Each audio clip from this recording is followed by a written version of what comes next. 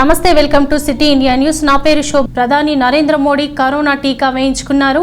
ఢిల్లీలోని ఎయిమ్స్ లో కోవిడ్ టీకా తొలి డోస్ తీసుకున్నారు. ఈ సందర్భంగా కరోనాపై వైద్యులు మరియు శాస్త్రవేత్తలు చేస్తున్న కృషిని ప్రధాని కొనియాడారు. ఎయిమ్స్ లో కరోనా టీకా మొదటి డోస్ తీసుకున్నాను. ప్రపంచవ్యాప్తంగా కరోనాకు వ్యతిరేకంగా జరుగుతున్న పోరాటాన్ని బలోపేతం చేయడానికి వైద్యులు మరియు శాస్త్రవేత్తలు వేగంగా చేస్తున్న కృషి ప్రశంసనీయమైంది. అర్హులైన ప్రతి ఒక్కరూ కోవిడ్ టీకా వేయించుకోవాలని విజ్ఞప్తి చేస్తున్నా. మనమంతా సమిష్టి కృషితో భారత్ను కరోనా రహిత దేశంగా మారుద్దామని అన్నారు.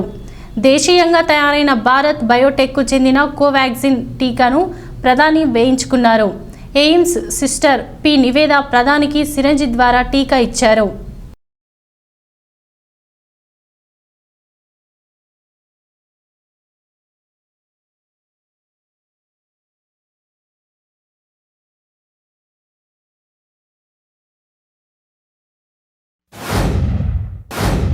ప్రతిష్టాత్మక టీటీడీ పాలక మండలి సమావేశంలో గోవుని జాతీయ ప్రాణిగా ప్రకటించాలనే చారిత్రక తీర్మానాన్ని ఏకగ్రీవంగా ఆమోదింపజేసి హైదరాబాద్లో అడుగుపెట్టిన యుగ తులసి చైర్మన్ టీటీడీ పాలక మండలి సభ్యులు శ్రీ కె శివకుమార్ శంషాబాద్ ఎయిర్పోర్టులో హారతి పట్టి ఘన స్వాగతం పలికారు. యుగ తులసి ప్రతినిధులు గో బంధువులు. ఈ సందర్భంగా మీడియాతో మాట్లాడిన ఆయన ఈ విజయం గో బంధువులు అందరిదని, గోవును జాతీయ ప్రాణిగా ప్రకటించే వరకు గో ఉద్యమం ఆగదని చెప్పారు. కోర్టు ఆవరణలోనే హత్య. ఈరోజు బళ్ళారి జిల్లా హుస్పేట నగరంలోని దారుణంగా లాయర్ను హత్య చేయడం జరిగింది.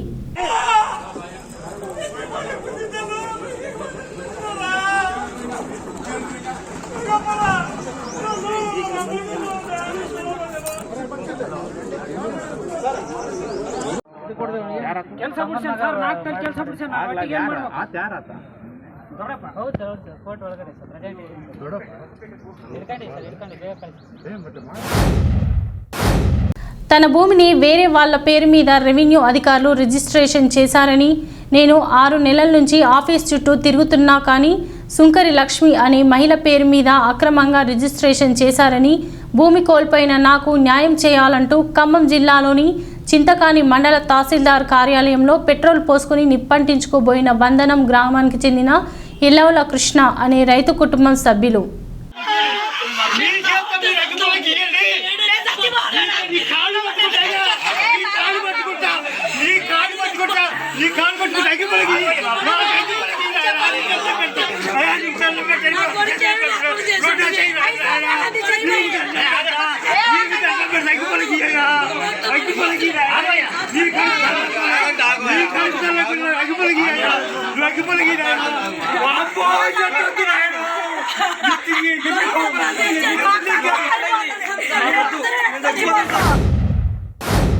కృష్ణ విజయవాడలోని ఎనికేపాడు షోరూం నుంచి 10 లక్షల రూపాయల విలువ గల టీవీలు, ఫ్రిడ్జ్లతో కలిగిన టాటా ఏసీ వాహనాన్ని దొంగిలించి జగ్గయ్యపేట మండలం గౌరవరం వద్ద 500 రూపాయలకు ఒక్కొక్క వస్తువులు అమ్ముచుండగా పట్టుకొని విచారణ జరుపుతున్న పోలీసులు.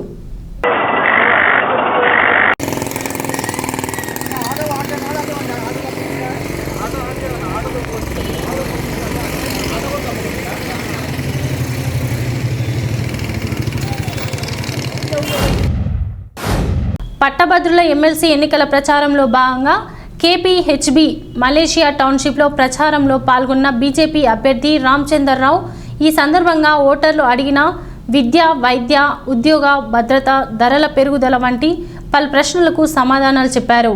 అందులో భాగంగా ధరల పెరుగుదలపై గత యూపీఏ ప్రభుత్వం చేసిన అప్పులు నేటి ప్రధానమంత్రి నరేంద్ర మోడీ ఆధ్వర్యంలోని బీజేపీ ప్రభుత్వం తీర్చిందని, అలాగే రాష్ట్ర ప్రభుత్వం అధిక మొత్తంలో పన్నులు వసూలు చేస్తూ ధరల పెరుగుదలకు కారణమవుతుందని తెలిపారు.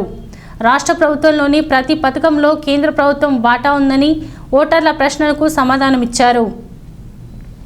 రాజకీయాల్లో ప్రజాసేవ కోసం నిరంతరం ప్రజలకు అందుబాటులో ఉండేవారిని ప్రజలు ఎన్నుకోవాలి. స్నేహభావం ఉన్నవారు రాజకీయాల్లోకి రావాలి. అలాగే ప్రజాస్వామ్యంలో నిర్మాణాత్మక ప్రతిపక్షం ఉండాలి. For the sake of the country, I am with you. Go ahead, I am support you. And it was the opposition leaders in those times that we supported. And today the economy reforms in the country because of that reason. And when we supported the PV Narasimha, because PV Narasimha always said that Atal Bihari Vajpayee is my guru. So that guru he sent to United Nations to put forward the India's voice before the United Nations on Kashmir. And Atal Bihari Vajpayee was successful in putting the point of view of India with regard to the Kashmir. And then entire world knew that what Pakistan was doing with regard to the Kashmir. And that was a greatness, that was the opposition and the ruling party's leader to the United Nations to represent India. And that opposition leader, Atal Bihari Vajpayee, I belong to his political party and Guru's party, that is Guru of PV Narasimha. So I think that today Guru is always great in the Indian society because we start everything with Guru. Guru is our. So with this. Jaggampeta నియోజకవర్గం తూర్పుగోదావరి జిల్లా జగ్గంపేట మండలంలోని రామవరం గ్రామంలో phase 2 pump house దగ్గరలో పోలవరం కాల్వ సమీపాన రైతులకు ఉపయోగం కాని bridge నిర్మాణం జరుగుతుంది. దీనివల్ల సుమారు 25 ఎకరాల రైతుల రాకపోకలు స్తంభించిపోనున్నాయి. సుమారు మీటరున్నర మేర ముందుకు జరిపి కడుతున్నారని, దానివల్ల తమకు వీజమెత్తు ఉపయోగం లేకపోగా తమ పొలాల్లోకి దారి కోల్పోతున్నామని, పైగా తమ పంట మరియు దుక్కులు దున్నుటకు ట్రాక్టర్లు ఏమీ వెళ్ళవని, అంతేకాకుండా ఎటువంటి రాకపోకలు జరగవని రైతులు వాపోతున్నారు. ఈ విషయమై ఇరిగేషన్ అధికారులను మరియు దీనికి సంబంధించిన అధికారులను కలిసి ఎన్నో అర్జీలు పెట్టుకున్నా అవి బుట్ట దాఖలు అయిన పరిస్థితి.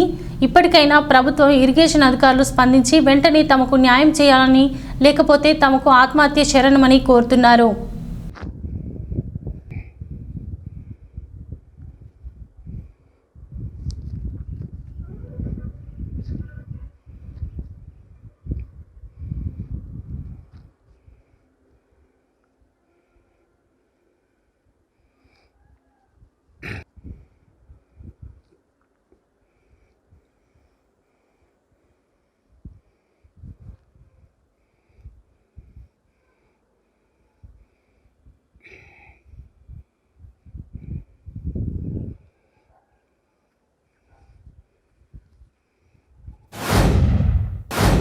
తిరుమలలో తప్పిన పెను ప్రమాదం.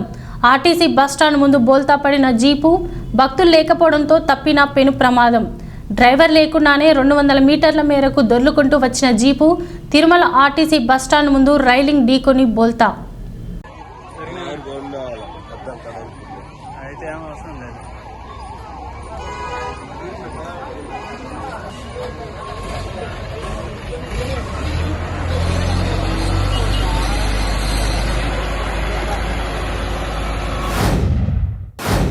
చంద్రబాబు పర్యటనలో పాల్గొనకుండా ఎక్కడికక్కడ టీడీపీ నాయకులకు పోలీసులు అరెస్టు చేస్తున్నారు. ఆంధ్రప్రదేశ్ ప్రభుత్వానికి వ్యతిరేకంగా సోమవారం చంద్రబాబు చేపట్టిన ధర్నాకు పోలీసులు అనుమతిని నిరాకరించారు. అయినా ధర్నాలు చేపట్టి తీరుతామని నాయకులు చెబుతున్నారు. ధర్నాలో పాల్గొనేందుకు వెళ్తున్న చిత్తూరు పార్లమెంటు నియోజకవర్గ పార్టీ అధ్యక్షుడు పులివర్తి నానిని పోలీసులు అడ్డుకున్నారు. జాతీయ తెలుగుదేశం పార్టీ అధ్యక్షుడు నారా చంద్రబాబు నాయుడు గారు చిత్తూరు జిల్లాకు, చిత్తూరు హెడ్ క్వార్టర్కు రావాలని నిన్న సడన్గా నిర్ణయం తీసుకోవడం జరిగింది. ఎందుకంటే జిల్లాలో జరిగేటువంటి మున్సిపల్ ఎన్నికల్లో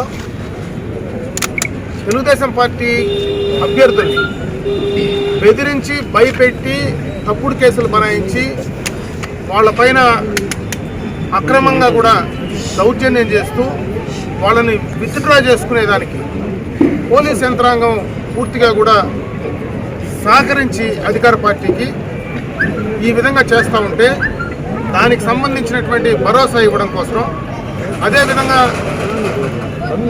తెలుగుదేశం పార్టీ అభ్యర్థులు ఎవరైతే ఈరోజు పోటీలో ఉన్నారో